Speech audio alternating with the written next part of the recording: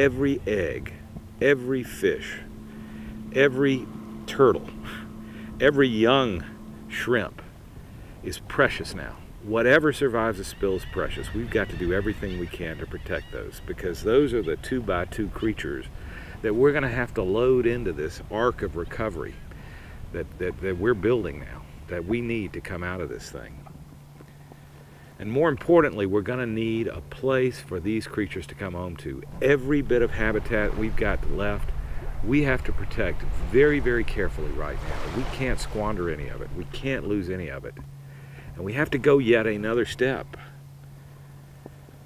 We've got to restore the habitats that we've lost. Because over the past 100 years, Mobile Bay, I think we're probably down to about 10% of the grass beds, the important nursery habitats, 10% of the marshes, those really critical nursery habitats, 10% of the oyster reefs from what we had 100 years ago. We've been slowly losing them. So there weren't many places to come home to before the spill. Now there are even less. So what are we going to do? We're going to have to restore what we lost over the past 100 years, and we're going to have to do it fast. We're going to have to do it in 3 to 5 years. We can do it. We know how to do it. In Mobile Bay, we know that in 3 to 5 years, we can build 100 miles of oyster reef. We can build at least 1,000 acres of marsh and seagrass. There's all likelihood we could build 10,000 acres of marsh and seagrass if we worked at it hard enough in 3 to 5 years.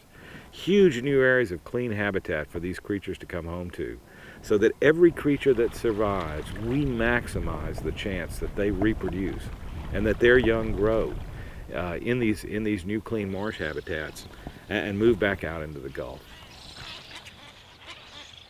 In Alaska, 21, 22 years after the spill, they opened their shrimp beds for the first time. They still haven't opened their herring fishery because these creatures don't have a clean place to come back to there. And they didn't have a way of building that. We have a way of doing it. And we know how to do it. All we need is the support from the public and the support from the agencies involved and the money to do this, and we can pull it off. Fundamentally, preserving what's left, preserving the life that's left, and then creating those homes for creatures to come home to. Rebuilding those great oyster reefs, marshes, and seagrasses that played such an important role in the livelihood of the Gulf.